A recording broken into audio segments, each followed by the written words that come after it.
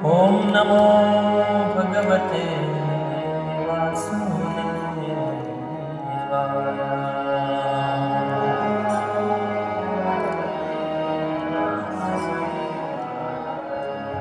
ॐ नमो भगवते वासुदेवाय।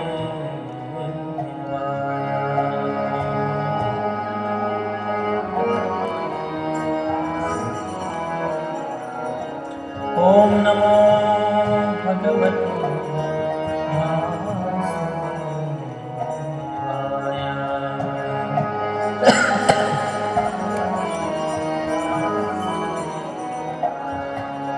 नारायणं नमस्कृत्यं नरं चैव नरोत्तमं देवीं सरस्वतीं व्यासं ततो जयोमुदीरये।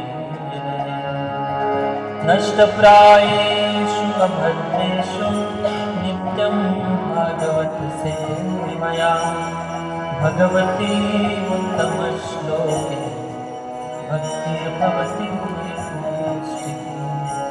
कृष्णाय वासुदेवाय देवकी नन्दनाय च नन्दगोपकुमाराय गोविन्दाय नमो नमः।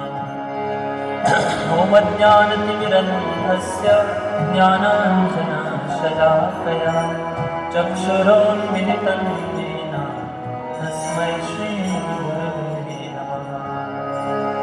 नमो विष्णुपादाय कृष्णपृष्ठाय भूतले श्रीमते भक्तिवेदान्त स्वामिने नामिने। नमस्ते सारस्वती देवी गौरवाणी प्रचारिणे निर्विशेष शून्यवादी आशान्तदेश्वरा।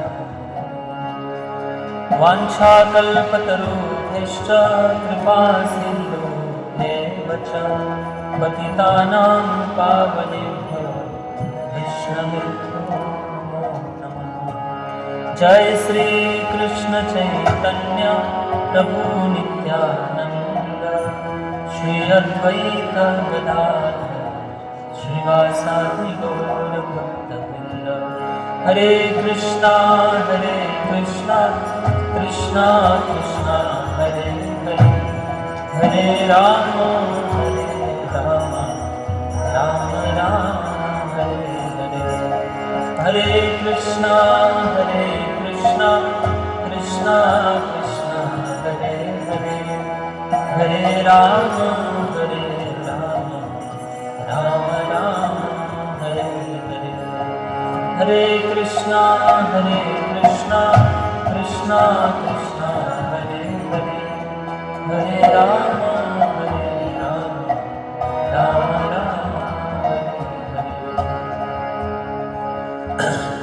दीनानि दुर्बलासि सुखराशि हरे कथा तारो भवसागरे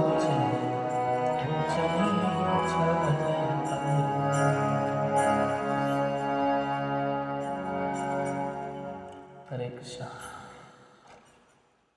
तो सभी भक्तों का हार्दिक स्वागत है आज के साप्ताहिक सत्संग कार्यक्रम में। पिछले हफ्ते सत्संग नहीं हो पाया इसलिए लग रहा है लोगों को कि सत्संग में आना है कि नहीं आना है। हाँ तो हमने अभी श्रीमद् भागवतम के दशम स्कंद का जो 21वां अध्याय जिसका नाम है गोपियों द्वारा कृष्ण के वेणुगीत का श्रवण या वर्णन जो है, इसका हमने श्लोकों का पाठ किया। अच्छा लगा सबको। जो श्लोका है वो बहुत पावरफुल और बहुत शुद्ध मंत्र है भागवतम के, क्योंकि हर एक श्लोक हर एक शब्द भगवान श्री कृष्ण का गुणगान करता है और हर एक श्लोक का उद्देश्य ही है कृष्ण को संतुष्टि मिले, कृष्ण को आनंद मिले। इस भाव से भागवतम की पूरी रचना है। तो आज हम इसी वेणुगीत के ऊपर थोड़ी चर्चा करेंगे। बहुत सुंदर अध्याय है वेणुगीत का।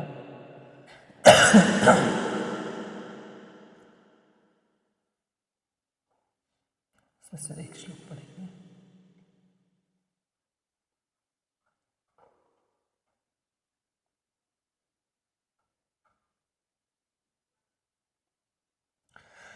श्रीगोप्या ऊचुः अक्षण्वतां फलमिदं न परं विदाम सख्यपशुन्ननुविवेशय तोर्वेयस्ये वक्त्रं व्रजेशसुतयोरन वेणुजुष्टं योर्वानिपीत मनुरक्तकटाक्षमोक्षम। गोपियों ने कहा, सखिया, इन सखियों, मतलब सारी गोपियाँ एक दूसरे से बातचीत कर रही हैं। ये प्रसंग है इसमें। जो आंखें नंद महाराज के दोनों पुत्रों के सुंदर मुखमंडलों का दर्शन करती है। दोनों पुत्र मतलब कौन है? कृष्ण और बलराम। वे निश्चय ही भाग्यशाली है।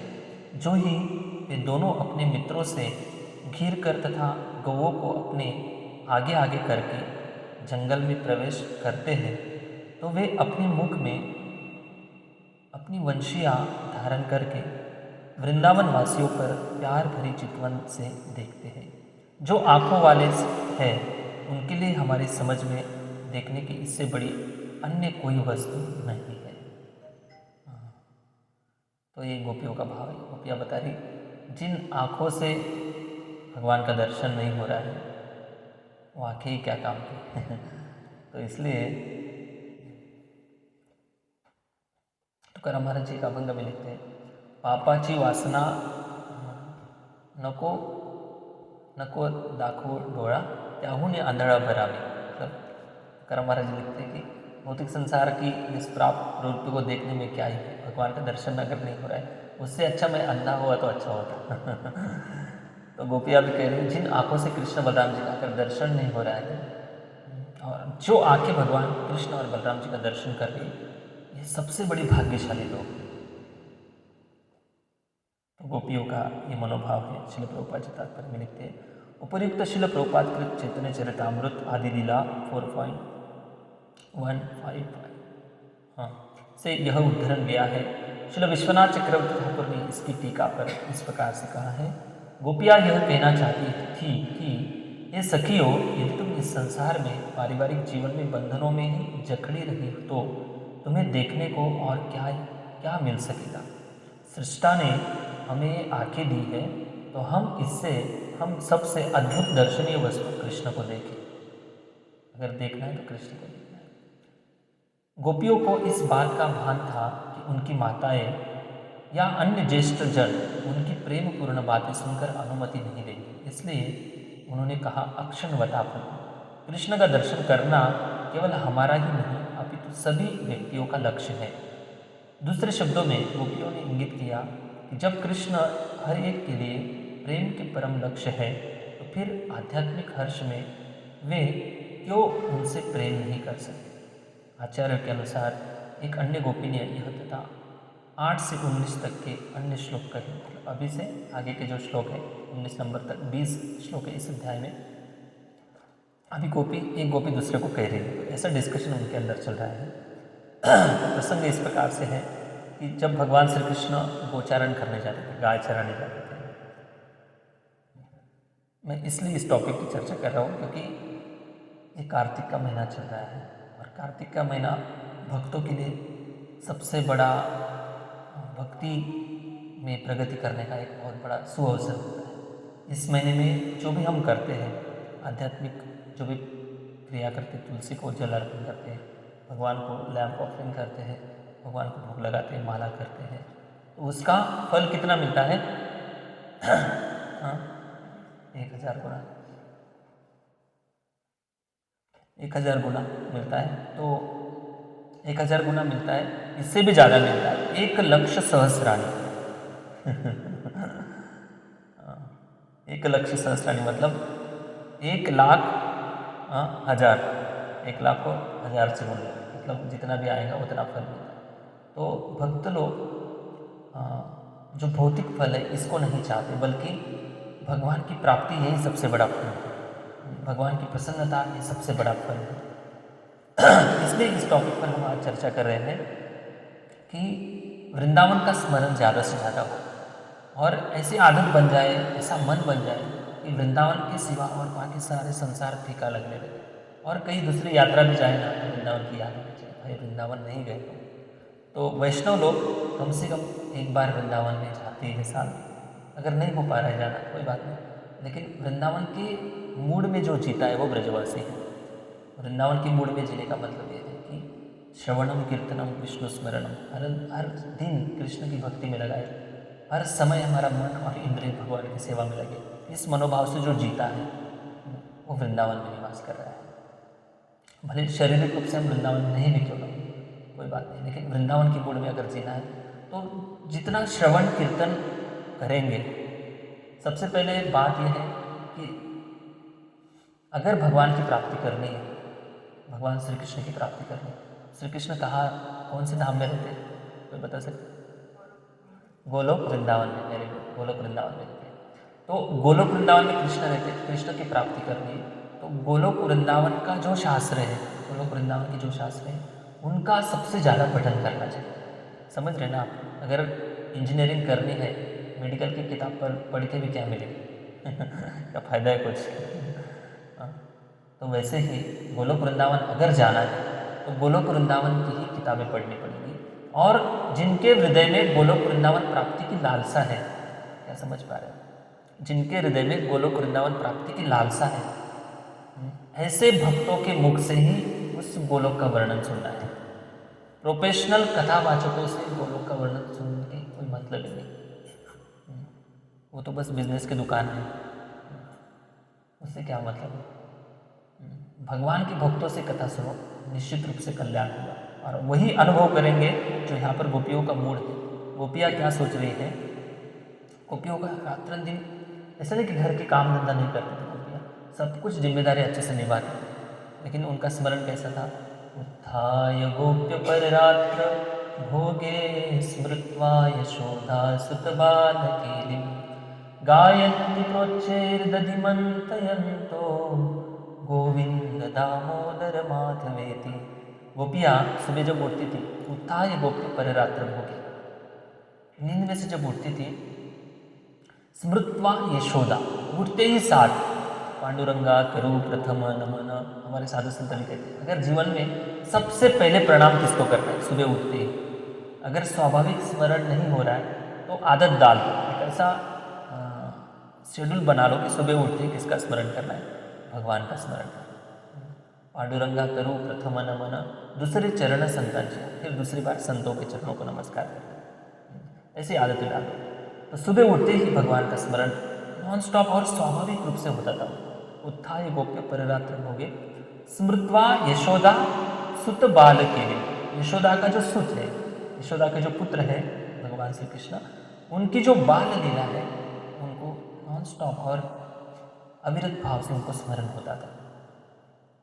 गायन्ति प्रोच्चैर्दधिमन्थयन्तो गोविंद दामोदर माधवेति। तो गोपियाँ क्या करती थी? गायन्ति प्रोच्चो दधि मंथन, सुबह उठकर क्या करती थी? दही का मंथन करती थी। और दही मंथन से क्या निकलता था? क्या निकलता था? मक्खन निकलता था। तो मक्खन निकालने के लिए दही का मंथन करते थे। तो आज सब लोग दही का मंथन करते हैं सुबह उठकर? नहीं भाई, कोई चपाती बनाता है, कोई रोटी बनाता है, कोई टिफिन पैक कर रहा है, कोई ऑफिस के लिए भाग रहा है, तो उनके लिए दही मंथन था। आज आप हम सबके लिए अलग अलग सेवाएं, अलग अलग जिम्मेदारी, लेकिन जिम्मेदारी कार्य बाहरी रूप से कोई भी कार्य, लेकिन स्मरण तो भगवान का करना है, मन तो भगवान का स्मरण करेगा। तो वैसे ही हमें आदत डालनी है, वैसे मूड बनाना है। तो इस अध्याय में वर्णन ये आ रहा है कि भगवान श्री कृष्ण एक इंस्ट्रूमेंट बजाते हैं। कौन सा इंस्ट्रूमेंट बजाते हैं? बांसुरी। कभी गिटार बजाते हुए देख रहे कृष्ण को? नहीं देखा हूँ, कभी फोटो देखा है इसका? कभी नहीं देखा हूँ। तो आध्यात्मिक जगत की बहुत बड़ी विशेषता है। आध्यात्मिक जगत में एक ही वस्तु बार बार एक ही चीज़ करते हैं लोग, वहाँ के लोग एक ही सेवा जीवन भर सालों साल सेवा करते हैं। ऐसा नहीं कि सेवा चेंज होती है, हमारे मंदिर में हर महीने सेवा चेंज, सेवा बदल आज सेवेतील आराम हमारे आश्रम में हमने वो लगा दिया स्लोगन। मतलब किसी को सेवा से ब्रेक लेना है, ब्रेक है ही नहीं, हर दिन सेवा होती है। तो ब्रेक क्या है?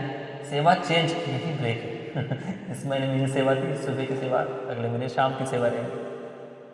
लेकिन भगवान के धाम में एक ही व्यक्ति सालों साल एक ही सेवा करते रहते। जगन्नाथपुरी में देखिए, जो व्यक्ति भगवान जगन्नाथ जी की सेवा करते थे, कुछ भी किचन की सेवा कर रहे हैं, उसका पुत्र भी किचन की सेवा करे, सालों साल पीढ़ी दर पीढ़ी एक ही सेवा करे। मतलब क्या है?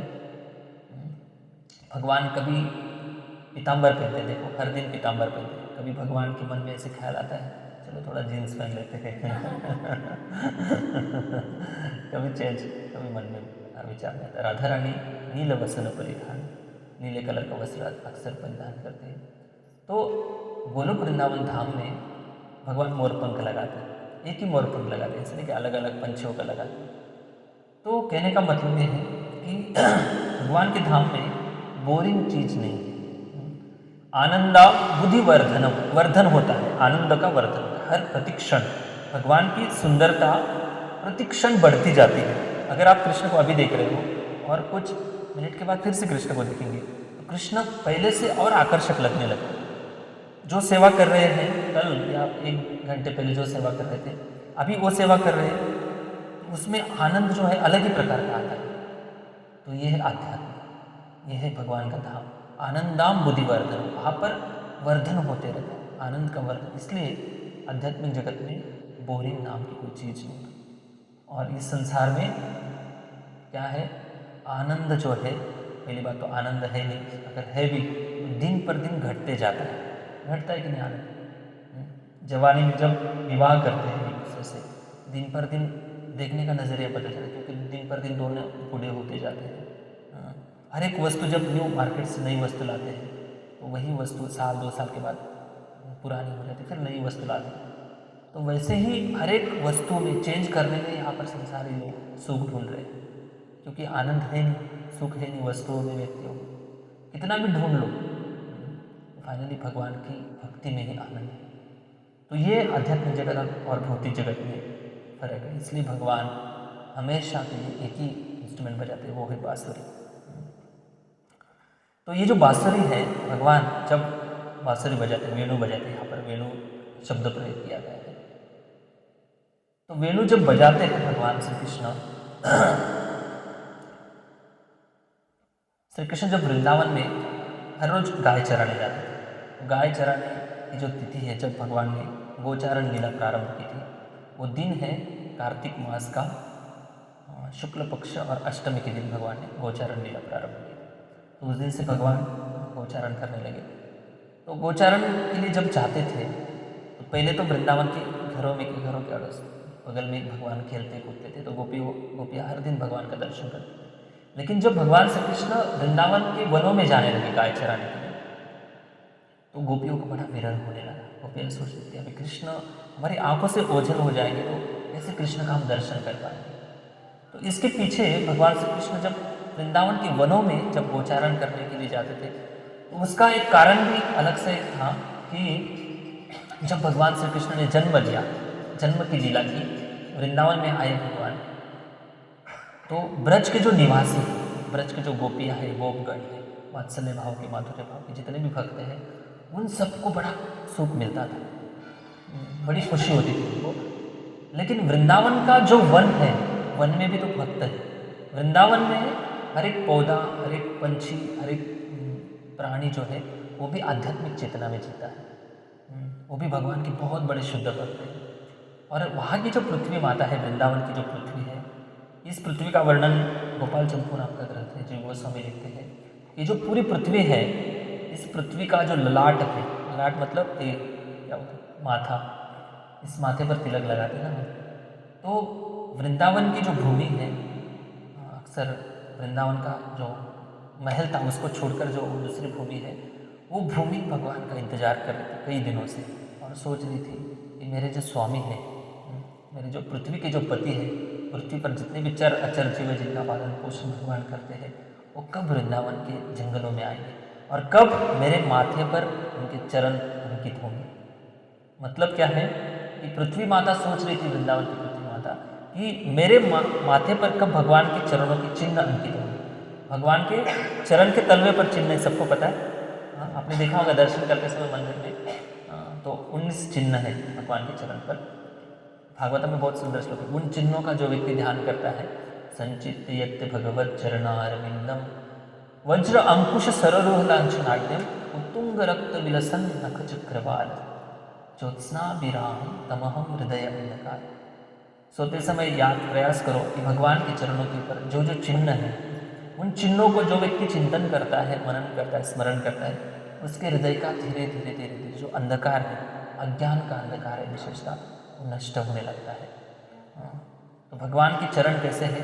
भगवान के चरण इतने सुंदर है, इतने सुंदर है, मतलब भगवान के नाखून से भी, जैसे हम आईने में दर्शन करते हैं ना, हम अपने आप को देख पाते हैं, वैसे ही भगवान के चरणों के नाखून से भी, नाखून का अगर हम दर्शन करेंगे तो भी भगवान के नाखून में हम अपने आप को देख पाएंगे। इतने स्वच्छ और सुंदर भगवान के नाखून। 11 रुद्र की कहानी आती है, 11 रुद्र कैसे दर्शन कर पाए। तो 10 नंद बाबा के महल में जब शिव जी दर्शन करने आए, वो लीला पता है सबको, तो 11 रुद्र कैसे बने। शिव जी ने जब भगवान के चरणों के नाखूनों में अपने आप को देखा, तो 10 अपने आप को देखा उन्होंने, और 11 रुद्र सामने थे, ऐसे 11 रुद्र बने। तो भगवान के जो नाखून है, नख चक्रवाल, चक्रवाल पता है, ऐसे चंद्र, अर्धचंद्र होता है ना, अर्धचंद्र के समान भगवान के नाखून, और भगवान के नाखून पूरे ऐसे पिंक कलर के, गुलाबी कलर के, गुलाबी पिंक अलग होता है, तो ऐसे हाँ है क्या होता है, सॉरी ऐसा कर लो पास है। हाँ, भगवान के नाखून इतने सुंदर है, तो उन नाखूनों का स्मरण करेंगे तो भी जीवन का जो हृदय का अंधकार है वो नष्ट हो जाएगा।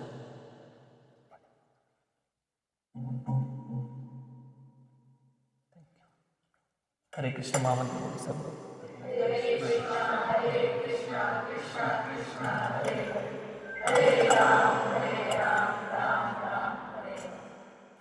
हरे कृष्ण।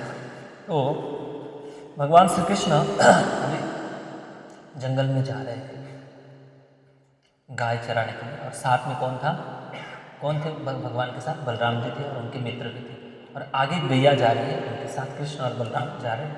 यशोदा मैया बलराम जी को कहती है कि हे बलराम भैया, आप बड़े हो, और बड़े होने के नाते कृष्ण की रक्षा करो, क्योंकि जंगल में बहुत हिंस्र पशु है, असुरी प्रवृत्ति के लोग हैं, राक्षस अटैक करते हैं, तो इनसे कृष्ण की रक्षा करना। तो यशोदा मैया हर रोज भगवान को प्रार्थना करती थी, नारायण को प्रार्थना करती थी, हे प्रभु मेरे कन्हैया की रक्षा करो। लेकिन यशोदा मैया को ये नहीं पता है कि मेरे घर पे साक्षात नारायण के भी बड़े जो परम ईश्वर है वो जन्म लिए। ये वृंदावन का प्रेम है। तो जैसे भगवान श्री कृष्ण वन में प्रवेश किए, तो उन्होंने कई विविध प्रकार के खेल खेले हैं। उसमें से आज का जो हमने टॉपिक लिया है, वेणुवादन, भागवतम के 10वें स्कंद के 21वें अध्याय का जो जितने भी श्लोक हमने पाठ किए, उस वेणुवादन का हम चर्चा करेंगे। तो भगवान वेणुवादन करते हैं। वेणुवादन ये जो भगवान की जो लीला है, जो अन्य भगवान के अवतार हैं, जैसे नारायण स्वरूप अवतार है, वो सारे अवतार पुरुषोत्तम भगवान, प्रभु श्री रामचंद्र मर्यादा पुरुषोत्तम भगवान है, और भगवान श्री कृष्ण लीला पुरुषोत्तम भगवान। और लीला पुरुषोत्तम का अर्थ है कि जितने भी रस है इस संसार में, उन सारे रसों में आदान प्रदान करने की क्षमता भगवान श्री कृष्ण के अंदर। अगर सोचेंगे भगवान नारायण के मुझे मित्र बनना है, तो मित्र तो बन जाएंगे, लेकिन खेल नहीं सकते आप भगवान नारायण के साथ। अगर भगवान श्री कृष्ण के मित्र बनेंगे तो कृष्ण कन्हैया के कंधे पर भी बैठ सकते। जब मथुरा में श्री कृष्ण और बलराम गए थे, और चाणूर और मुष्टिक बहुत बड़े पहलवान थे, उनके साथ मल्ल युद्ध हुआ, उसमें कृष्ण और बलराम जी ने चाणूर और मुष्टिक को हरा दिया युद्ध में। और उस युद्ध के प्रांगण में जब गोप मित्र भी आए थे उस समय, कृष्ण और बलराम का जय घोष करने लगे, जोर से जय घोष करने लगे। कंस ऐसे आसन पर बैठा था। कंस सोच रहा था कि भाई इतने बड़े बड़े पहलवान हैं, इन पहलवानों को एक बच्चे 15-16 साल के जो बच्चे हैं, इन्होंने कैसे हरा दिया। बहुत क्रोधित हो गया कंस। और उसी समय उस प्रांगण में कृष्ण और बलराम जी के जो भी गोप मित्र आए थे वृंदावन से, वो अंदर चले गए उस ग्राउंड के अंदर, और कृष्ण बलराम को ऐसे पीठ थपथपाने लगे। वाह शाबाश, बहुत बढ़िया बहुत बढ़िया बहुत अच्छी ट्रॉफी जीत कर लाए आपने। ऐसे बात करते करते कृष्ण बलराम के साथ उनके गोप मित्र लड़ाई करने लगे। मतलब जैसे मल्ल युद्ध हो रहा था चाणूर मुष्टिक के साथ, वैसे ही कृष्ण बलराम के जो मित्र है, कृष्ण के जो गोप मित्र हैं, वो खेलने लगे। और खेलते खेलते कृष्ण और बलराम उनके मित्रों से हार गए। भाई कंस ये देखकर तो और क्रोधित हो गया, उसको इतना भयानक इंसल्ट हुआ ये क्या है, पता नहीं चल रहा है। कृष्ण कंस समझ नहीं पाया भगवान की, तो ये प्रेम है वृंदावन का। तो ये है भगवान से मित्रता करेंगे तो इस प्रकार से भगवान आदान प्रदान करते हैं। तो जीवात्माओं के अंदर 50 क्वालिटी जीव विकसित कर सकते हैं ज़्यादा से ज़्यादा। तो पृथ्वी लोक से लेकर जो 7 सत्व गुण में है 50 गुण विकसित हो सकते हैं। उसमें से भी जो उन्नत चेतना वाले जीव हैं, ब्रह्मलोक, तपलोक, जनलोक या स्वर्गलोक के ऊपर के लोग हैं, उनमें 55 क्वालिटी जीवात्मा विकसित कर सकता है। और जो भगवान के श्री कृष्ण से जो अवतार निकले, जितने भी नारायण स्वरूप अवतार है, नरसिंह, वामन, वराह, ये जितने भी अवतार हैं, इन अवतारों में 60 गुण पाए जाते हैं। कितने? 60 गुण पाए जाते हैं। लेकिन भगवान श्री कृष्ण में 64 गुण पाए जाते हैं। तो 4 एक्स्ट्रा जो है, कौन से गुण है, कोई बता सकते हैं? लीला माधुर्य, भगवान की जो लीला है बहुत मधुर लीला है। जो भी कृष्ण के चरित्र को सुनता है उसका चित्त भगवान के प्रति आकर्षित हो जाता है। तो भगवान की लीला बहुत मधुर है, लीला माधुर्य। रूप माधुर्य, भगवान की सुंदरता बहुत अन्य रूपों से आकर्षक भगवान श्री कृष्ण है। रूप माधुर्य। तीसरा वेणु माधुर्य, वेणु बजाते भगवान। और भक्त माधुर्य, भक्त वत्सल भगवान। तो ये सारा जो विषय है, 4 विषय अक्सर भगवान श्री कृष्ण के बारे में, तो इन 4 क्वालिटी को बहुत विस्तार से जानना है तो भागवत का आश्रय लेना पड़ेगा, भागवत को हृदय से लगाना पड़ेगा, भागवत को प्राण बनाना पड़ेगा, तब जाकर इन 4 विषयों की चर्चा होगी। तो इस अध्याय में वेणुगीत का हम वर्णन सुन रहे हैं। जब भगवान श्री कृष्ण प्रवेश करते हैं वन में, भगवान कृष्ण इतने सुंदर है, भूमि कई वर्षों से राह देख रही थी कब भगवान मेरे माथे पर अपने चरण चिन्ह अंकित करेंगे। मतलब क्या है, वो सोच रही थी कि जब हमारे माथे पे ये 2 चरण है ना, जब हम तिलक लगाते हैं, याद है सबको, तिलक लगाने का मतलब क्या है कि भगवान के चरण हम हमारे माथे पर अंकित कर रहे हैं, इसका मतलब है तिलक लगाना। और मराठीमध्ये म्हणतात ना, तुझं डोकं ठिकाणावर आहे का मतलब क्या है, इसका मीनिंग क्या है? मतलब जगह पर सिर, अपना दिमाग ठीक ठाक है ना, इसका मतलब ये है कि भगवान के चरणों में आपका दिमाग है ना। तो तिलक हर रोज़ लगाना चाहिए। जिस दिन तिलक नहीं लगाया, अगर यमदूत आ गए तो यमदूत तो बाहरी रूप से देखते, भाई आप कितने माला कर रहे हो, उनको थोड़ी पता है कितने माला कर रहे हो उनको बताया गया, यमराज ने बताया है, जिनके घर पे तुलसी की सेवा हो रही है उस घर में कभी प्रवेश नहीं करना, जिस घर में नाम संकीर्तन हो रहा है उस घर को दूर से दंडवत प्रणाम करना है। आपकी गलती से लिस्ट में नाम भी आ गए तो भी देखना ठीक ठाक से। जिनके घर में तुलसी महारानी है, जिनके घर में भगवान की पूजा संकीर्तन हो रहा है, उस घर में कभी प्रवेश नहीं करना। और यदा कदाचित बाहर कोई दिख गया और आपने नाम पढ़ लिया, भाई इसका भी टाइम आ गया, अगर उसके गले में कंठी माला है और उसके माथे पे तिलक है और गले में हाथ में माला है, तो दूर ही रहना उनसे, दंडवत प्रणाम करना उनको तो इसलिए माथे पे तिलक लगाना हर समय। रात को भले हम कभी कभी रात को 9 बजे भी स्नान करते हैं ना, तो सोने हमें कहाँ जाना है, घूमने के लिए जाना है, सोने से पहले भी तिलक लगाते हैं, क्योंकि शरीर जो है भगवान का मंदिर है। जब हम भक्ति करने लगते हैं तो इस शरीर में विशेष रूप से भगवान निवास करने लगते हैं। सबके हृदय में तो परमात्मा रूप में है, लेकिन जो भक्ति करने वाले लोग हैं उनके हृदय में भगवान उस भक्त से आदान प्रदान करने के लिए, हर एक के हृदय में परमात्मा है लेकिन सावधान है, बड़े डरे हुए परमात्मा, भाई ये क्या करेंगे, गड़बड़ करेंगे ये व्यक्ति। लेकिन जो भक्त बन जाते हैं उनके हृदय में भगवान विश्राम करते हैं, उनके हृदय में भगवान बड़े आराम से निवास करते हैं और भक्त से आदान प्रदान करते हैं। तो इसलिए ये शरीर भगवान का मंदिर है, इसलिए इसको 12 तिलकों से सजाना है। तो पृथ्वी माता सोच रही थी कि कब भगवान के चरण के चिन्ह मेरे माथे पर लगेंगे तब मैं धन्य होंगी।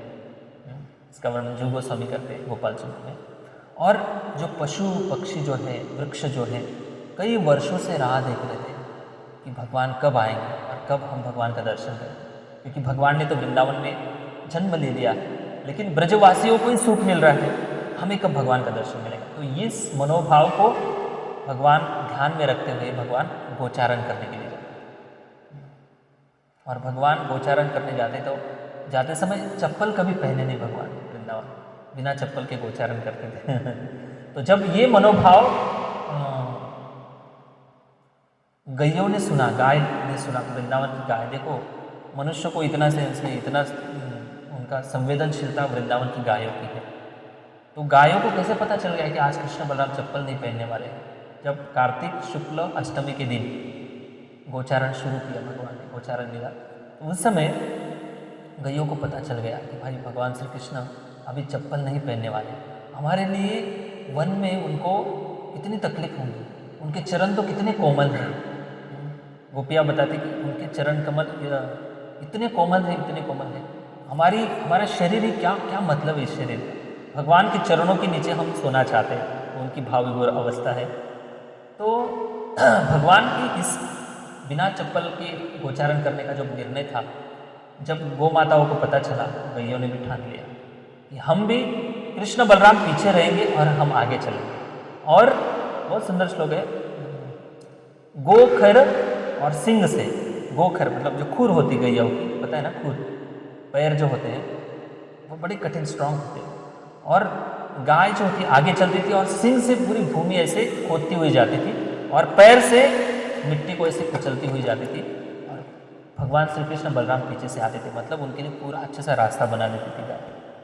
तो इस प्रकार से भगवान के साथ गौ माताओं का आदान प्रदान होता था। तो इन भक्तों के साथ भगवान को लीला करनी थी, इसलिए भगवान गोचारण लीला के लिए जाते थे।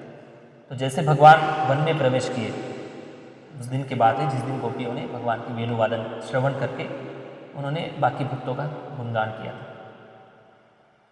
तो जैसे भगवान वन में प्रवेश करते हैं, तो जैसे मधुमक्खी एक फूल की तरफ आकर्षित होती है और उस फूल को सूंघने के लिए जाती है, उसको वो फूल मतलब सबसे बड़ा आकर्षण होता है मधुमक्खी के लिए, वैसे सारे वृंदावन के जितने भी निवासी हैं भगवान की सुंदरता की तरफ इतने आकर्षित हो गए, इतने आकर्षित हो गए, उनको लग रहा है कि कितने जन्मों के बाद हम भगवान का दर्शन कर रहे हैं। उनके नेत्रों, अभी जो गोपियाँ कह रही ना, आँखों से सबसे बड़ा आँखों का सुख है भगवान कृष्ण बलराम का दर्शन करना। तो वन के जितने भी वो वृक्ष थे, वेली थी, वनस्पति, जैसे भगवान श्री कृष्ण बलराम रास्ते से ऐसे जा रहे थे जंगल से, तो वृक्ष उनको झुक जाते थे, और उस सीजन के फूल फल नहीं भी थे, पर कृष्ण बलराम आते ही उस वृक्ष को सारे फूल और फल लगने लगे। और जैसे भगवान उस रास्ते से गुजरते थे तो उस समय पुष्प वृष्टि हो जाती थी, वो वृक्ष पुष्प की वृष्टि करते थे, भगवान का स्वागत करते थे, फल से वो वृक्ष लद जाते थे और भगवान की सेवा में फल आ जाते थे। तो जलाशय वहाँ पर शरद ऋतु के जो जलाशय, बहुत सुंदर जलाशय का वर्णन है, स्वच्छ पानी से जलाशय भर जाते थे। तो इस प्रकार से इतना सुंदर वृंदावन का वर्णन है। और जब भगवान ने देखा कि अभी सुंदर मनोहर वातावरण है, तब भगवान ने अपनी बंसी निकाली और बंसी बजाना शुरू किया। तो भगवान जब बंसी बजाते तो क्या क्या होता है, इसका परिणाम क्या क्या होता है वृंदावन के वनों में, इसका वर्णन इस अध्याय में है। और इसको देखकर गोपियाँ क्या सोच रही है, इसका वर्णन इस अध्याय में है। तो भगवान श्री कृष्ण जो बांसुरी बजाते हैं, उनकी बांसुरी 3 प्रकार से बांसुरी बजाते हैं भगवान। तो बांसुरी बजाते समय कभी सम्मोहन क्रिया से बांसुरी बजाते हैं, कभी आकर्षण की क्रिया से बांसुरी बजाते हैं, कभी आनंद की क्रिया से बांसुरी बजाते हैं। समझ रहे आप, मतलब किसी को सम्मोहन करना है, इधर बुलाना है, तो उनकी भगवान की सम्मोहन करने की प्रक्रिया क्या थी समझो। वृंदावन में कितने भक्त गए, टेर कदम में कितने भक्त गए हाँ, टेर कदम ऐसा स्थान है जहाँ पर बहुत सारा ऐसा छोटा सा वन है, और ऐसे कहा जाता है कि टेर कदम पर भगवान कदम के वृक्ष पर चढ़ जाते थे और टेर लगाते थे। ब्रज भाषा में आवाज़ देना मतलब टेर लगाते थे। और क्या टेर लगाते थे, बांसुरी बजाते थे। और गायों का भी ग्रुप था, अलग अलग ग्रुप था। कुछ सफ़ेद कलर की, उनको भगवान धवली कहते थे, और कुछ काली कलर की गाय थी, उनका एक अलग ग्रुप था। कुछ पीली कलर की गाय थी, कुछ लाल कलर की गाय थी। तो पशुपालन है, जैसे पशु को चराने के लिए जाते थे भगवान, तो सबको बांसुरी बजाते बजाते उनको सम्मोहन करते थे।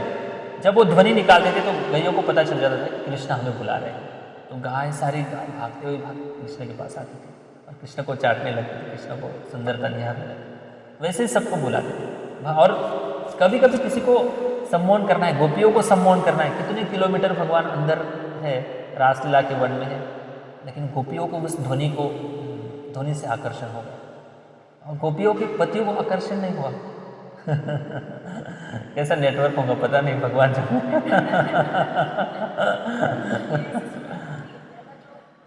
बेटा पानी दो। हाँ मैं वही बोला था, कैसा नेटवर्क होगा भगवान का।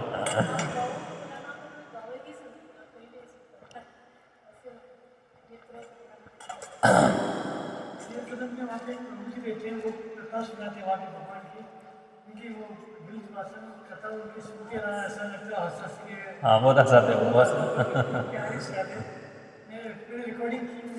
अच्छा हाँ हाँ थैंक यू। हाँ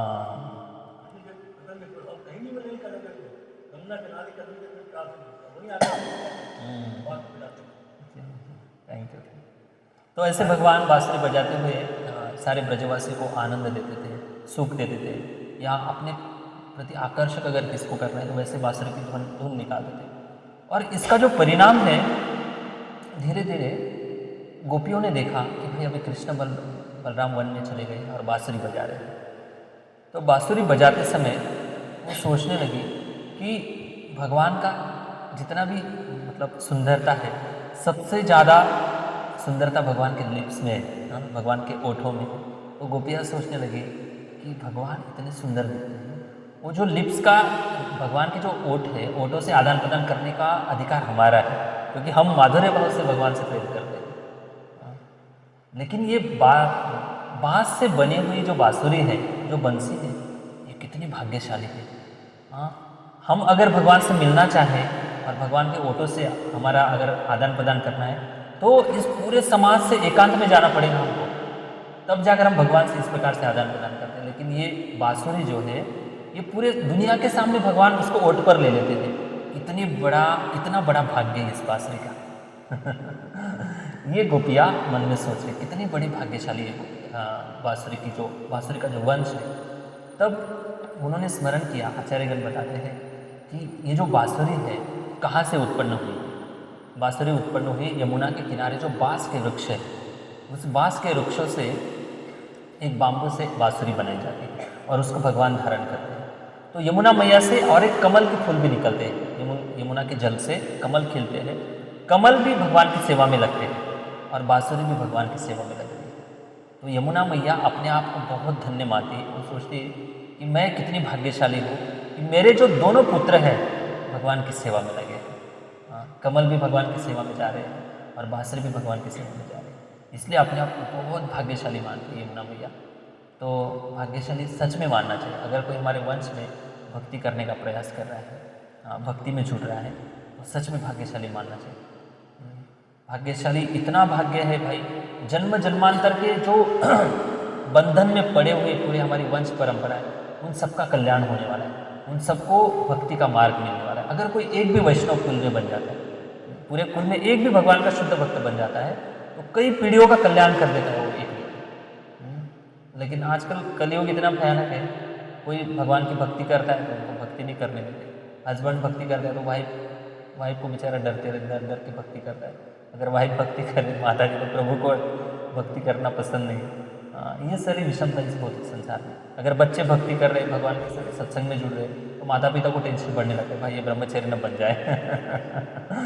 और बन भी गया तो इतना शो करते, देखा ना इंडिया टीवी में, इतना ड्रामा करते लोग उधर जाके, और गुंडा बन जाए, मतलब गुंडागर्दी करे, शराब पिए, नशापान करे और फिर अलग अलग प्रकार के व्यसन में पड़ जाए।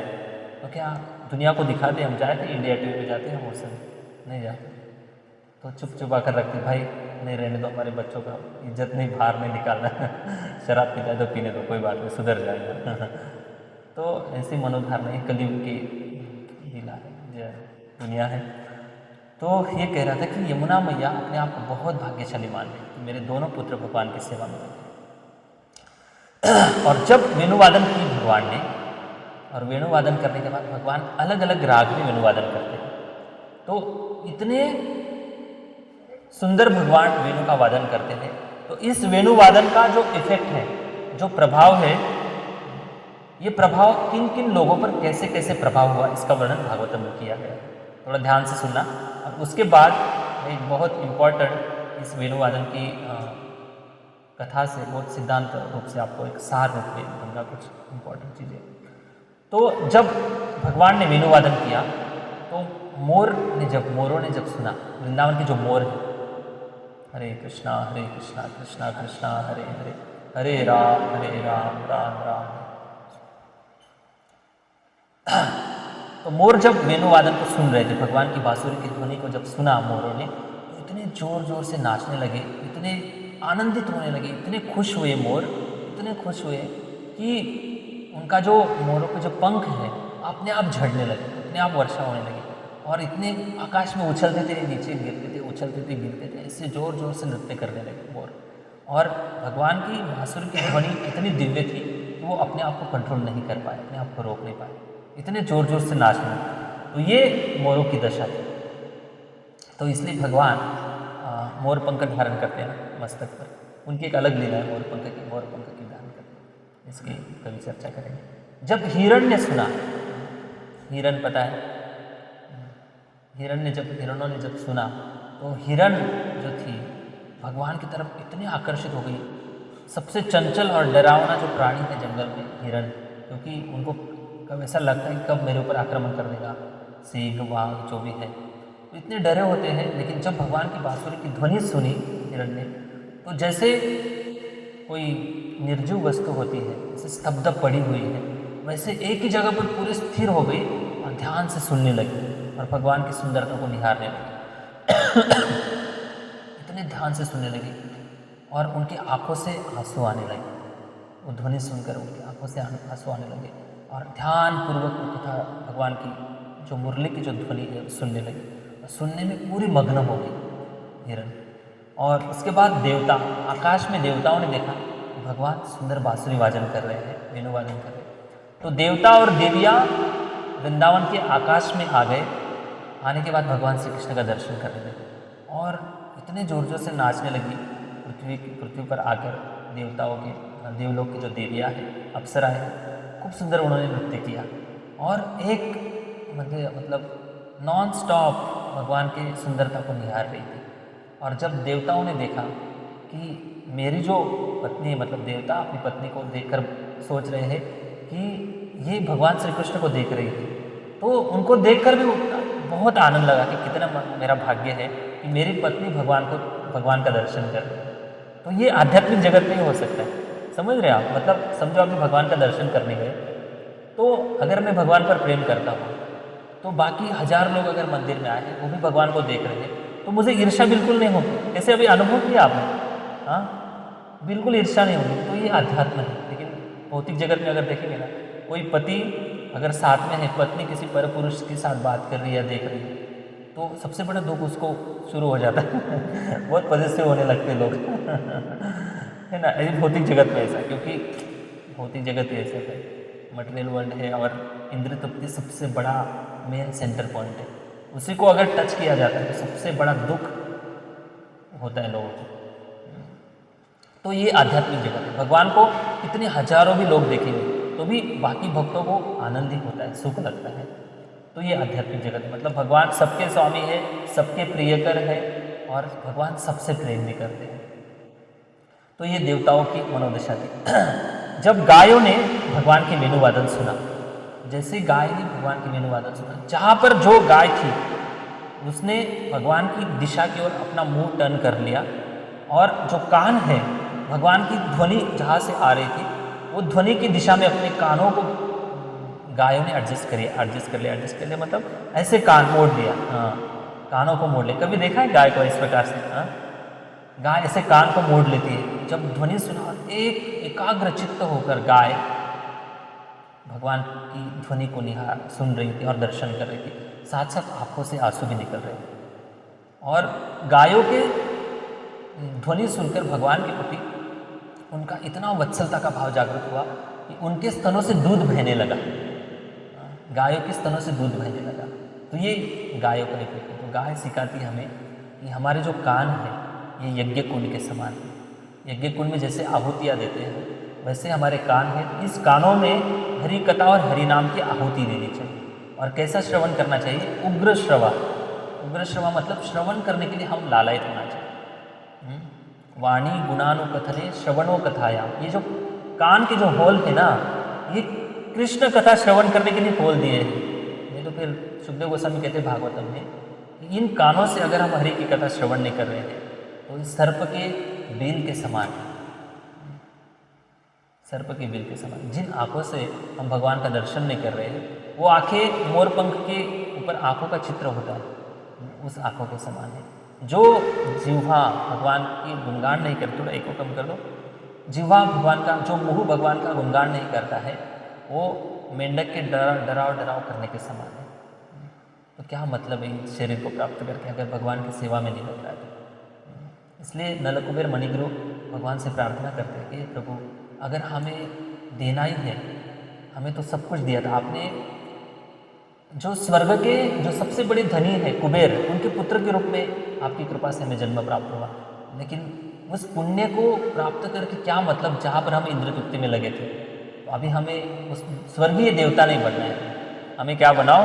वाणी गुणानुकथने श्रवणो कथाया। वाणी से हम आपका गुणगान करें और कानों से आपकी कथा सुने। भगवान ने उनको आशीर्वाद दिया। बहुत सुंदर श्लोक है, आप इस श्लोक को कभी याद कर लें। वाणी गुणानुकथने श्रवणो कथाया, हस्तो च कर्मसु मनस्तव पादयोर्नः, स्मृत्या शिरस्तव निवास जगत् प्रमाणे, दृष्टि सताम दर्शनेस्तु भवत्तनूनाम। बताते कि वाणी गुणानुकथने, ये वाणी जो है भगवान के गुणगान में लगे, बस ऐसा वरदान। अगर श्रवण करने का मौका मिले तो हमारे कान आपकी कथा श्रवण में लगे। हस्तो च तव मनस्तव कर्मयोस्, मतलब हमारे हाथों से हमेशा आपकी सेवा हो। इन हाथों से तो दुनियादारी की हमने जीवन पर, अभी तो इन हाथों से आपकी सेवा हो। और आगे बताते हैं स्मृत्या शिरस्तवा निवास जगत प्रमाणे, हमारी बुद्धि हमारी मेधा स्मृति में आपके चरणों में हम हमेशा झुके रहे और इस जगत में जहाँ जहाँ पर भी हम विचरण करें हर जगह पर आपका दर्शन हो, ऐसी कृपा करो हमारे ऊपर। और बताते आगे, बहुत सुंदर लाइन बताते, दृष्टि सताम, दृष्टि मतलब हमारी आंखें जो दृष्टि है, सताम दर्शनस्तु भवत्तुना, हम क्या मांगते प्रभु आपका दर्शन हो जाए, भगवान का दर्शन हो जाए, ऐसी प्रार्थना करते ना। लेकिन नलकुबेर मणिग्रु क्या मांग रहे हैं? आपके भक्तों का दर्शन हो हमें। दृष्टि सताम दर्शनेस्तु भवत्तुना मतलब क्या है? आपके भक्तों का जब दर्शन होगा, दर्शन तो दुर्योधन ने भी किया था भाई क्या मतलब है दर्शन करके? वो तो बांधने के लिए आ गया था आपको रस्सी से इन आंखों में तो प्रेम नहीं, इन आंखों में तो भोग भावना का स्वभाव भरा है, इन आंखों से दर्शन करके भी क्या करेंगे? तो नलकुबेर मणिग्रु बोल रहे कि हमें अगर दर्शन देना है तो आपके भक्तों का दर्शन दो। आपके भक्तों का दर्शन अगर मिल गया तो हमारी आंतरिक दृष्टि वो बदल देंगे। क्या समझ रहे हैं आप इस पॉइंट? आंतरिक दृष्टि बदलने का मतलब ये है कि सताम दर्शन का मतलब है, सताम मतलब संत भक्तों का अगर दर्शन देंगे। दर्शन का एक दूसरा मीनिंग ये है, विश्वनाथ चक्र ठाकुर बताते हैं, दर्शन का मीनिंग है फिलॉसफी, तत्वज्ञान। तत्वज्ञान जब कानों के छिद्र में प्रवेश करेगा, ज्ञान जब भक्ति का ज्ञान कानों के छिद्रों में प्रवेश करेगा, तब हृदय में परिवर्तन आएगा। और जब हृदय में परिवर्तन आएगा तब देखने की दृष्टि भी बदल जाएगी। तो साक्षात कृष्ण का दर्शन करने के बजाय हर वस्तु में, हर व्यक्ति में, हर परिस्थिति में कृष्ण को देखने की दृष्टि आ जाएगी। तो इसलिए सताम दर्शन, जो संतों का दर्शन है, सबसे हमारे लिए लाभदायी है। तो ये बात है। इसलिए गाय जो थी भगवान की तरफ देखकर अपने कान को भगवान की बांसुरी की ध्वनि सुनने में लगा रही थी। यमुना मत मैया जो है, यमुना नदी, यमुना का स्वभाव है बहना, यमुना का स्वभाव है बहना। लेकिन जब यमुना मैया ने सुना बांसुरी बजा रहे भगवान, तो यमुना ध्यानपूर्वक भगवान की ध्वनि सुन रही, बांसुरी की ध्वनि सुन रही। और यमुना बह रही थी तो रुक गई यमुना, एक ही जगह पर रुक गई। ये कैसे संभव है? जब वृंदावन गोलोक धाम की प्राप्ति हो जाएगी तब देख लेना कैसे संभव है अभी तर्क वितर्क करके कोई मतलब नहीं जो जंगल के जो पत्थर थे, पत्थरों ने जब सुना, पत्थरों में भी प्राण है, पता है? हाँ, पत्थरों में भी प्राण। पत्थरों ने जब सुना भगवान की बांसुरी की ध्वनि तो पत्थर पिघलने लगे। सोचो आप, पत्थर पिघलने लगे। वृक्षों ने जब बांसुरी सुनी, बांसुरी की ध्वनि सुनी तो वृक्ष भाव विभोर हो गए। मतलब सीधे वृक्ष थे तो ऐसे टेढ़े मेढ़े हो गए। वृंदावन में देखा है कभी वृक्ष? वृंदावन के वृक्ष कैसे? ऐसे एकदम टेढ़े मेढ़े। हाँ, कोई आकार नहीं वृंदावन के वृक्षों को। तो ये भगवान की भक्ति की भाव विभोरता है। तो ये वृक्षों की दशा थी। पक्षी जो थे, वृंदावन के जो पक्षी, जब उन्होंने भगवान की बांसुरी की ध्वनि सुनी तो पक्षी जो है अक्सर ऐसे कहा जाता है जो जंगलों में चले जाते, जो ध्यानी योगी सालों साल तपस्या करते हैं, ध्यान करते हैं, भगवान के रूप को देखने का प्रयास करते हैं, वो ध्यान योगी, बड़े बड़े जो योगी हैं, वो योगी वृंदावन में आकर जब बांसुरी की ध्वनि सुनते हैं तो वृंदावन में आ जाते हैं और पंछी का रूप ले लेते हैं, क्योंकि उनके अंदर अष्ट सिद्धि आ जाती है ना, योग सिद्धि आ जाती है। तो वृंदावन में पंछी का रूप लेकर अपने जो पंजे हैं ना, पंजे से ऐसे पकड़ लेते वृक्षों की टहनियों को, डालियों को पकड़कर कस कर पकड़ लेते और आंख बंद करके भगवान की ध्वनि पर ध्यान लगाते, बांसुरी की ध्वनि पर ध्यान लगाते और आंखों से आंसू आ रहे होंगे। तो ये पंछियों की दशा है। ब्रह्मा शिव भी इस बांसुरी की ध्वनि को सुनकर शिव जी भी नाचने लगे शिवलोक में। वो तो अक्सर ध्यान करते, भगवान के रूप का ध्यान करते, नाम का ध्यान करते हैं, लेकिन जैसे बांसुरी की ध्वनि सुनी तो वो भी डांस करने लगी। पार्वती माता देखने लगी, भाई आज क्या हो गया, अचानक से इतने डांस कर रहे हो आप। ब्रह्मा जी भी, 4 मुख वाले ब्रह्मा जी भी डांस कर रहे थे भगवान की बांसुरी की ध्वनि को सुनकर। और जब बादल है, आकाश में जो बादल है, बादलों ने जब भगवान की बांसुरी की ध्वनि सुनी तो बादल भी सोचने लगे क्या हमारा सौभाग्य है। बादलों ने सोचा कि क्यों ना हम अभी वर्षा करें। तो तब भगवान ने मल्हार राग बजाया था। तब जब वर्षा हुई थी बांसुरी बजाते समय। बताओ मल्हार राग का बंदिश क्या है? सिखाया नहीं। ओके, तो मल्हार राग जब बांसुरी से बजाया भगवान ने तो मेघ वर्षा करने लगे और सोचने लगे कि भगवान को यही हमारा मौका है सेवा अर्पण करने का। तो इस प्रकार से बादलों ने भी सेवा की। तो ये सब दृश्य देखकर गोप मित्र जो है बड़े चिंतित हो गए। वो सोचने लगे, जो भगवान कृष्ण के मित्र हैं, वो सोचने लगे कि हे श्याम सुंदर कृष्ण, अभी इतना सुंदर गोवर्धन पर्वत है, जो गोवर्धन हमें कंदरा दे रहा है, फल दे रहा है, पुष्प दे रहा है, इतने गाय चराने के लिए घास दे रहा है, आपकी बांसुरी की ध्वनि सुनकर सबका स्वभाव विरुद्ध चल रहा है। मतलब स्वभाव चेंज हो रहा है। मतलब जो बह रहा है वो रुक जा रहा है, जो रुका हुआ है वो बहते जा रहा है। जो स्थिर है एक जगह पर वो विचरण करने लगा है। पत्थर पिघलने लगे। अगर गोवर्धन पिघल गया तो हम गोवर्धन के नीचे खड़े हैं, गोवर्धन पिघल गया तो हम दब जाएंगे भाई। थोड़ी बांसुरी धीरे से बजाओ, कम बजाओ। तब भगवान श्री कृष्ण बताते हैं कि हे मित्रों, चिंता मत करो, किसको पिघलाना है, किसको आकर्षण कराना है, किसको आनंद देना है और किसको सम्मोहन करना है, ये विद्या मेरे अंदर है और ये कंट्रोल मेरे पास है। इसलिए आप चिंता मत करो, गोवर्धन को अभी पिघलने का समय नहीं आया। गोवर्धन के साथ हम बाद में लीला करेंगे जब इंद्र का सबक सिखाने का टाइम आएगा। तो इस प्रकार से भगवान की बांसुरी ध्वनि सुनकर अलग अलग लोगों पर प्रभाव पड़ा। हरे कृष्ण महामंत्र बोलो। Hare Krishna Hare Krishna Krishna Krishna Hare Hare, Hare Ram Ram Ram, Hare Krishna Krishna Krishna Hare Hare, Hare Ram Ram Hare. Okay, thank you. तो ये जब लीला आप सभी ने सुनी, सबको आनंद आया, सबको अच्छा लगा, थैंक यू। तो यही जीवन का उद्देश्य है, शायद यही जीवन का सबसे बड़ा आनंद का स्रोत बन जाए, सबसे बड़ा स्मरण बन जाए, यही जीवन का उद्देश्य बन जाए तो जीवन सफल। हम इससे सिद्धांत सीखेंगे, क्योंकि हम साधक है ना, साधक लीला प्लस सिद्धांत नहीं समझेंगे तो बह जाएंगे फिर भगवान की लीला को बहुत आसानी से मिलेंगे।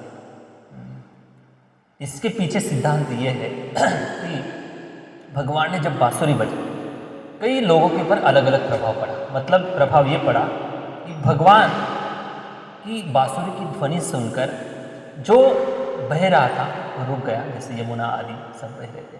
जो चंचल प्राणी थे एक जगह पर रुक गए, जो पत्थर एक जगह पर स्थिर थे, जिनमें अचेतन अवस्था थी वो पानी जैसे पिघलने लगे, मतलब अपने स्वभाव से बराबर विरुद्ध आचरण करने लगे, मतलब उनका स्वभाव बदलने लगा। क्यों?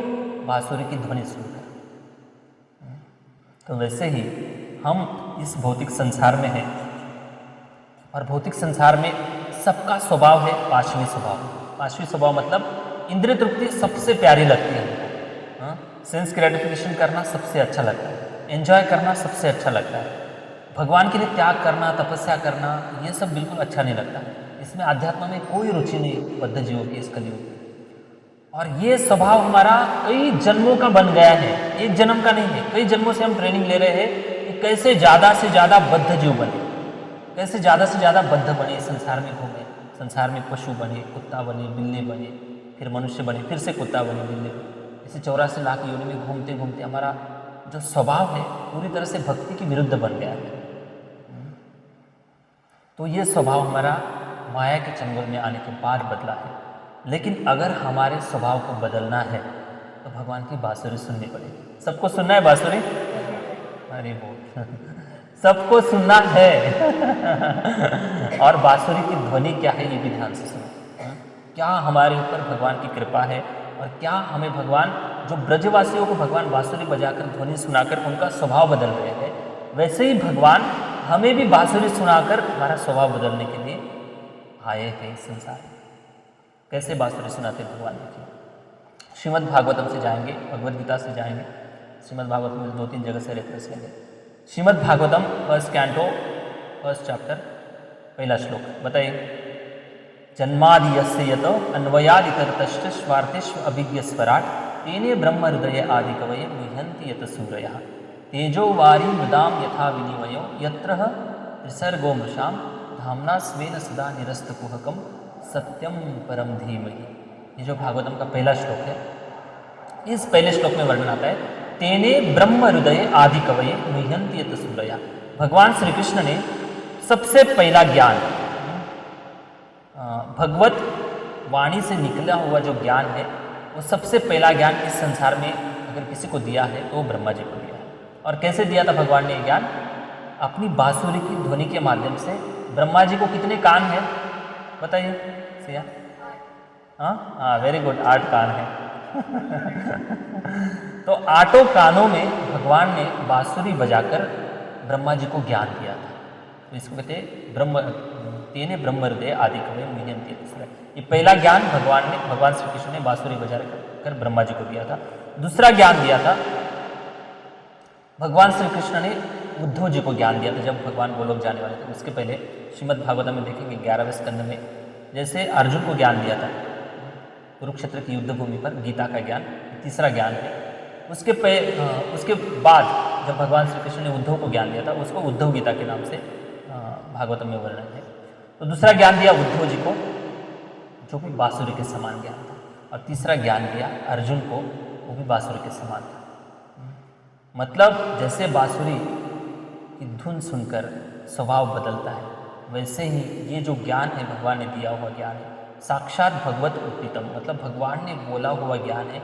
इस ज्ञान को जब हम सुनेंगे, हमारे कर्ण रंध्रों से जब सुनेंगे, तो 100% स्वभाव बदलेगा। बदलता है कि नहीं स्वभाव? आप खुद अनुभव करो, स्वभाव बदलता है कि नहीं इस ज्ञान से? हाँ, तो बांसुरी से कम नहीं है ज्ञान, बांसुरी से कम नहीं। लेकिन कौन सा ज्ञान दिया है भगवान ने? कौन सा ज्ञान दिया है? ज्ञान के 3 प्रकार आते हैं। भक्ति शास्त्र कितने भक्तों ने किए हैं? हाथों पर, ऑनलाइन ऑफलाइन जो भी है, 1 2 और पीछे। भगवद गीता कितने भक्तों ने पढ़ी है? 1 2 3 4 5। हाँ, 9वें अध्याय तक कौन कितने भक्त पहुँचे हैं पढ़ते पढ़ते? हाँ, सारे अध्याय तो पढ़ लिए, वेरी गुड। तो अभी 9वें अध्याय में जाएंगे। 9वें अध्याय का पहला श्लोक बताइए क्या है? इदम ते तु गुह्यतमं प्रवक्ष्यामि अनुसूयेमि। भगवान श्री कृष्ण बताते हैं अर्जुन को, मतलब अभी राजविद्या राजगुह्य जो परम दिव्य ज्ञान है उसको बताने जा रहे हैं भगवान। तो ज्ञान के 3 प्रकार आते हैं, आपने शब्द सुने होंगे। एक तो है गुह्य ज्ञान, दूसरा है गुह्यतर ज्ञान, और तीसरा है गुह्यतमम ज्ञान। 3 ज्ञान का वर्णन आता है भगवद गीता में। तो गुह्य ज्ञान का मतलब यह है, हम कल परसों ऑनलाइन क्लास में सुना, कल या परसों सुना, हाँ, गुह्य ज्ञान का अर्थ क्या है, किसी को पता है? माता जी छोड़कर बताएं, क्योंकि माता जी को हमने परसों ही बताया ऑनलाइन क्लास में जुड़े थे। गुह्य ज्ञान मतलब क्या है? गुह्य ज्ञान का मतलब बता। हाँ, ये तो वर्ड टू वर्ड ट्रांसलेशन हो गया हाँ, सीक्रेट नॉलेज, थैंक यू, आपने सिमिलर वर्ड बता दिया मतलब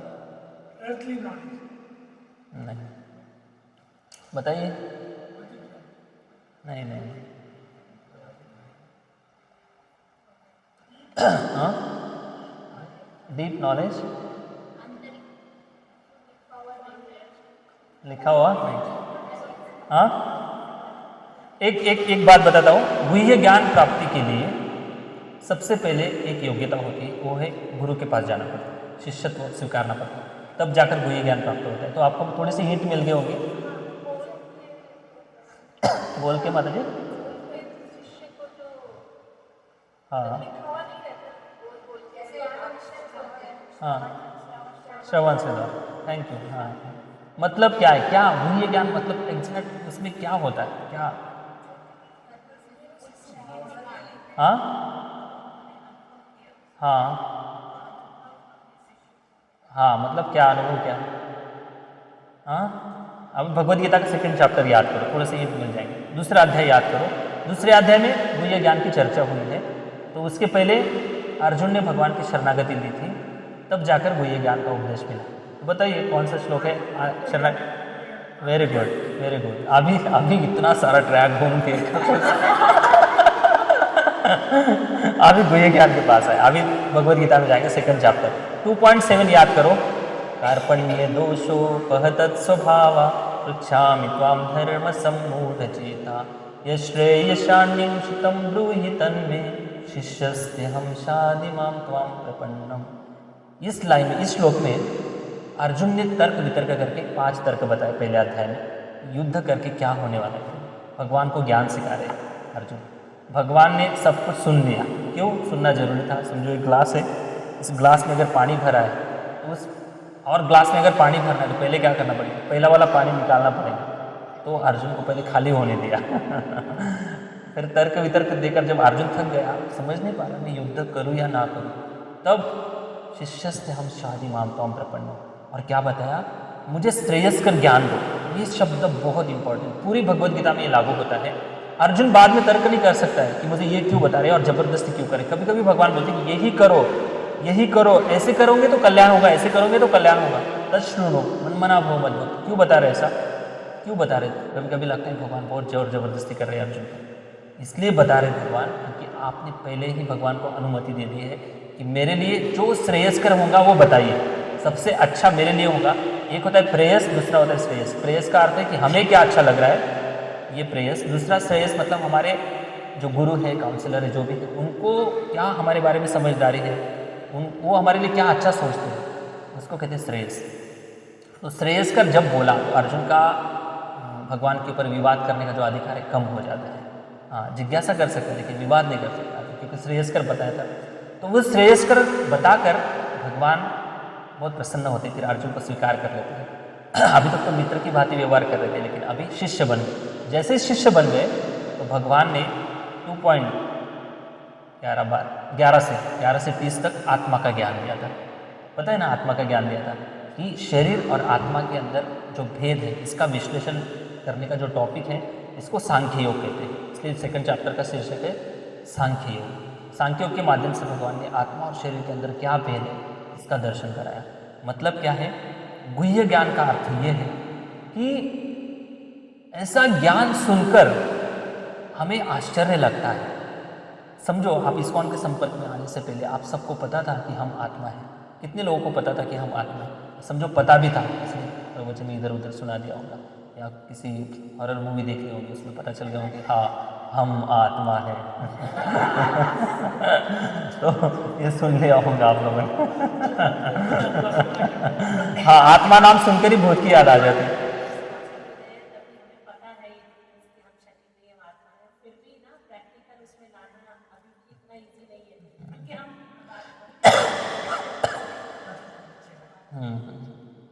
ओके, तो बात यह है, हरे कृष्णा कृष्णा कृष्णा हरे हरे, हरे राम राम। गरम पानी, गरम पानी।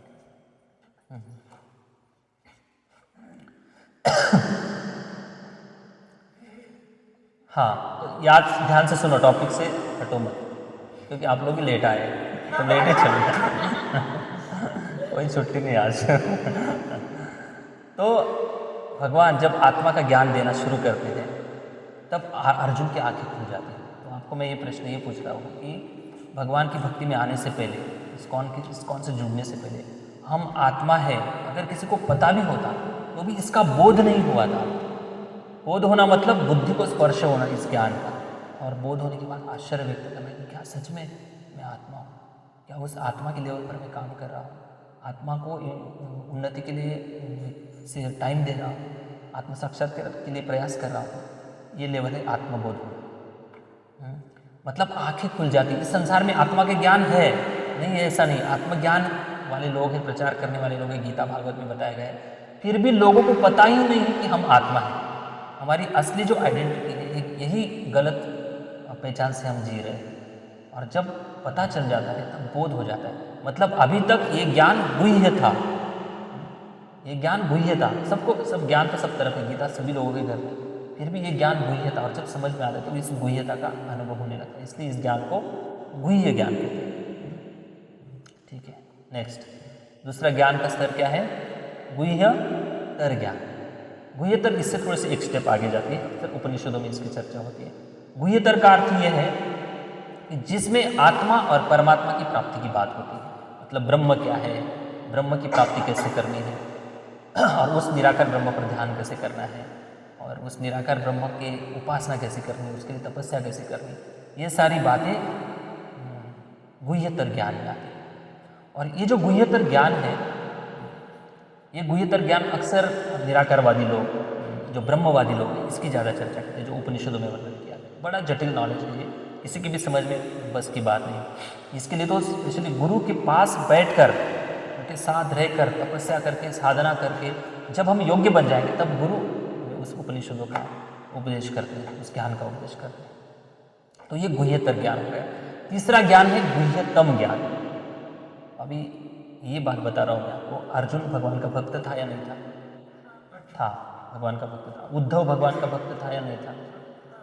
ब्रह्मा जी भगवान के भक्त थे या नहीं थे?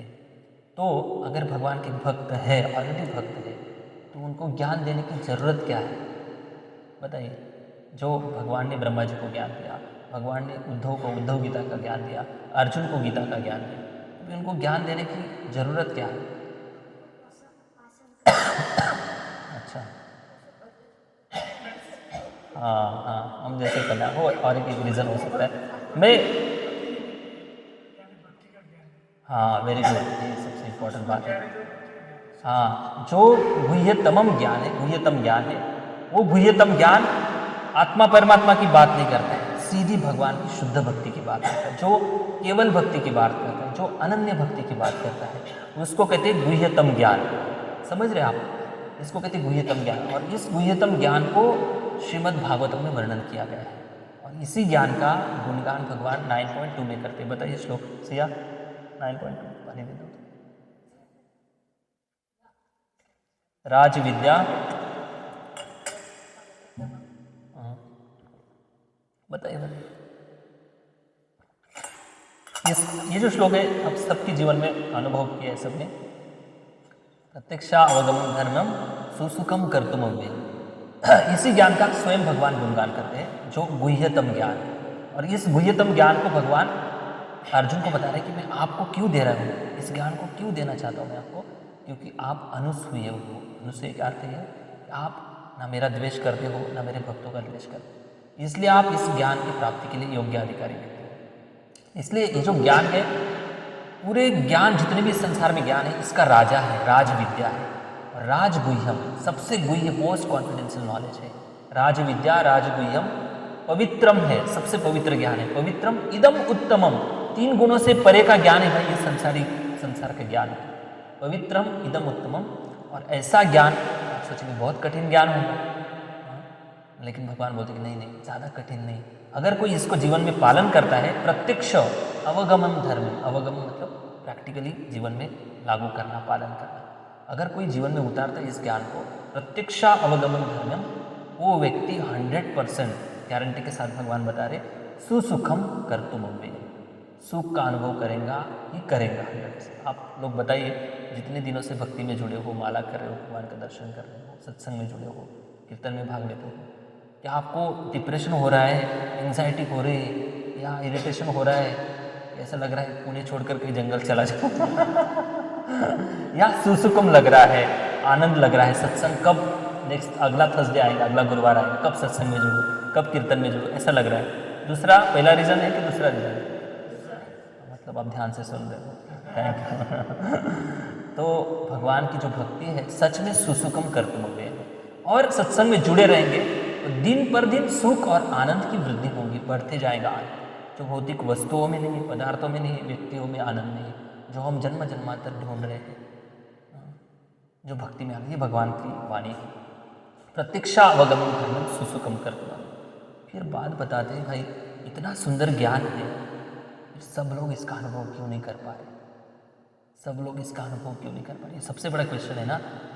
क्योंकि गीता में ज्ञान बता दिया है, उद्धव गीता में ज्ञान बता दिया है, ब्रह्मा जी को ज्ञान दिया है, तो परंपरा से ज्ञान बांटा ही जा रहा है, सब लोग इसका अनुभव क्यों नहीं कर रहे हैं। कितने बिरला ही लोग हैं जो उंगली पर उनके नाम गिन सकते हैं, वही लोग इस ज्ञान का अनुभव कर रहे हैं, बाकी लोग कहाँ जा रहे हैं। तीसरा श्लोक बताते 9.3 निकालो भगवद्गीता से।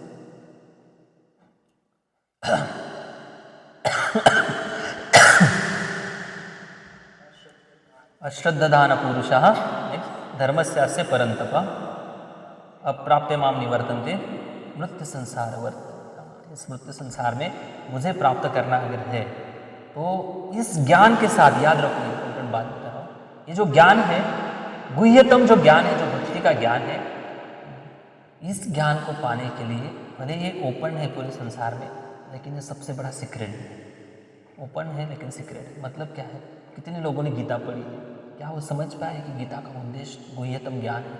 गुह्यतम ज्ञान का मतलब शुद्ध भक्ति का ज्ञान। इसको लोग निष्कर्ष निकाल पाए? नहीं निकाल पाए। ज्ञान तो उनके सामने है, लेकिन वो निष्कर्ष क्यों नहीं निकाल पाए कि गीता का उद्देश्य भक्ति करना है, गीता का उद्देश्य भगवान को प्राप्त करना है। गीता इसलिए तो बोली जा रही है। इस निष्कर्ष पर लोग नहीं पहुँचते हैं। क्यों नहीं पहुँचते हैं? अश्रद्धाना, अश्रद्धा है लोगों के बीच में।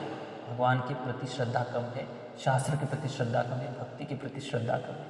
तो ज्ञान तो मिल जाएगा, लेकिन ज्ञान देने वाला जो व्यक्ति है वो सबसे बड़ी भूमिका करता है।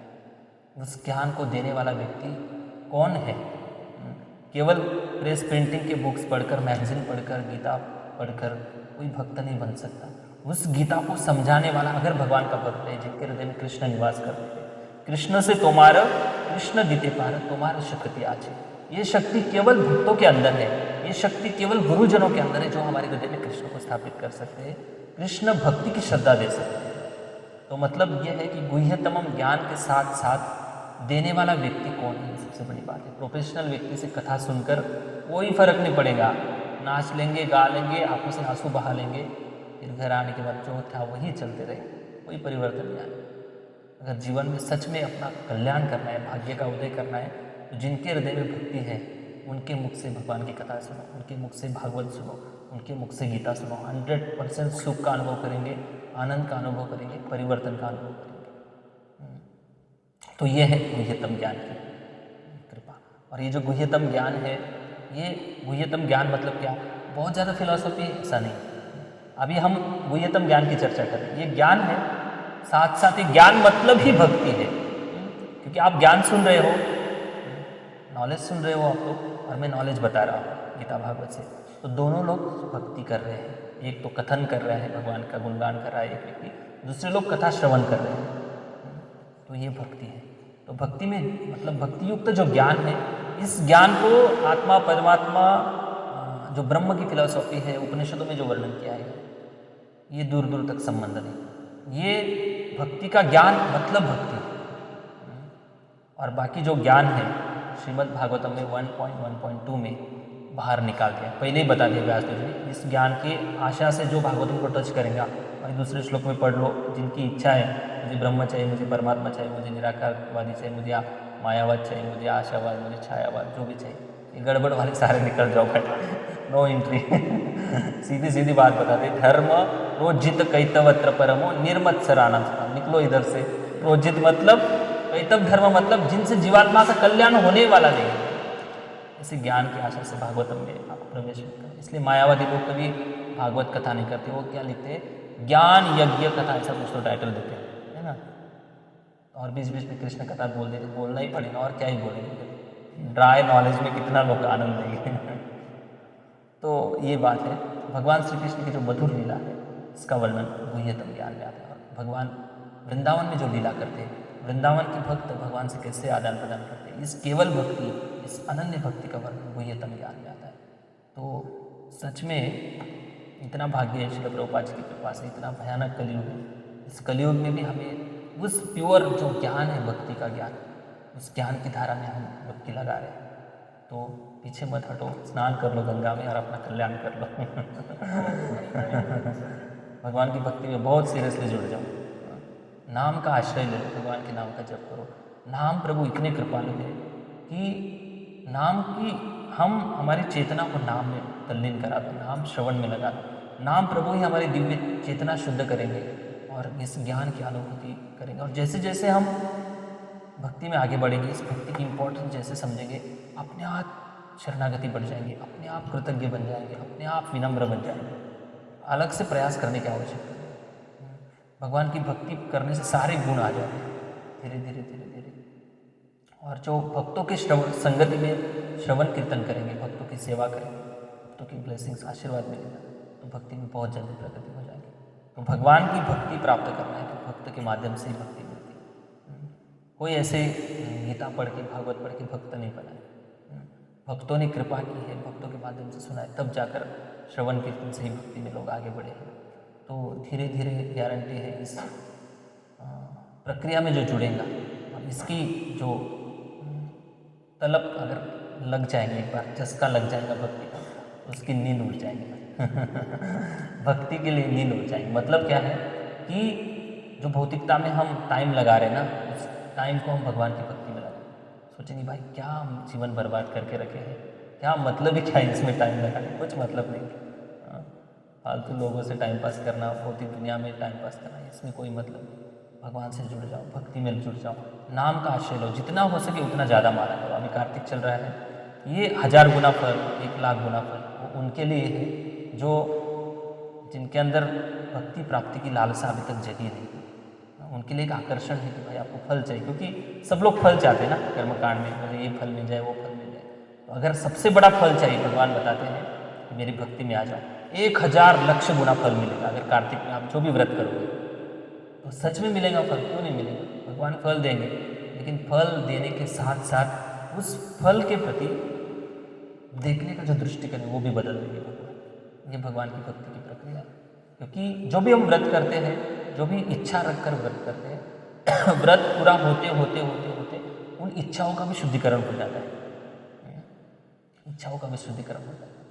तो भगवान की सेवा में लग जाओ और कार्तिक में जितना हो सके उतना भगवान की भक्ति करो, भगवान की प्रसन्नता के लिए दीपदान करो, भगवान के लिए दामोदर अष्टकम गाओ, राधा रानी का गुणगान करो, भगवान का गुणगान करो। और इसी में हमारे जीवन के साथ लगता है, वाणी गुणानुकथने श्रवणों कथाया, इसी में जीवन की सफलता है। Thank you. हरे कृष्णा। यही वेणु गीत से इस प्रकार की शिक्षा है। Thank you.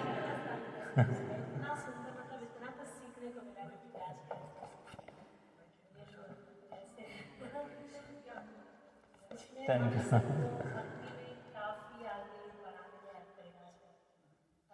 थोड़ा सा भी